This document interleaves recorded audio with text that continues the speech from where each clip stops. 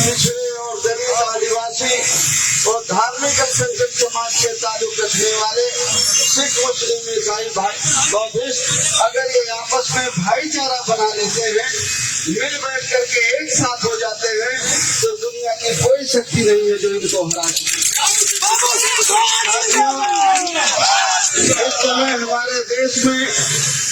कुछ सांप्रदायिक शक्तियां हैं जो हमारा भाईचारा बिगाड़ने की कोशिश में लगी हुई, जो हमारी गंगा जमुना की तहजीब है, जो सैकड़ों हजारों साल से हम लोग इस देश में सभी धर्म के मानने वाले लोग प्रेम से और भाईचारा के साथ रह रहे हैं, लेकिन पिछले कुछ सालों से हमारे देश का भाईचारा बिगाड़ने की कोशिश की गई, देश को सांप्रदायिकता के आंख में झोंकने की कोशिश की गई। लेकिन अगर हम एक हो जाते हैं, ये देश के गरीब और कमजोर, पिछड़े और दलित, किसान और मजदूर, अल्पसंख्यक अगर हम एक साथ होकर के भाईचारा बना करके अपने वोट का एक जगह इस्तेमाल करें 27 में, तो हम आदरणीय अखिलेश यादव जी को मुख्यमंत्री बना सकते हैं और जन अधिकार पार्टी समाजवादी पार्टी को भी मजबूत कर सकते हैं। आज हम आजादी के 75 साल बीत जाने के बाद भी बाबा साहब अम्बेडकर का लिखा हुआ संविधान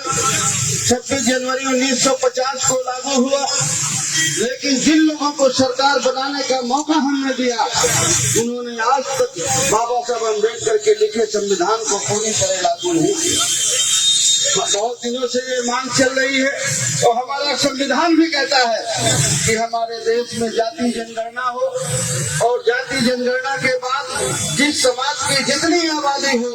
उस आबादी के हिसाब से हर क्षेत्र में उसे हिस्सेदारी और भागीदारी,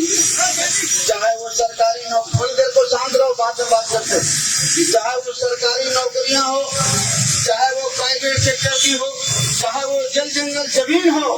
हर जगह आबादी के हिसाब से ये देश के गरीब और कमजोर को भी हिस्सेदारी और भागीदारी मिलना चाहिए।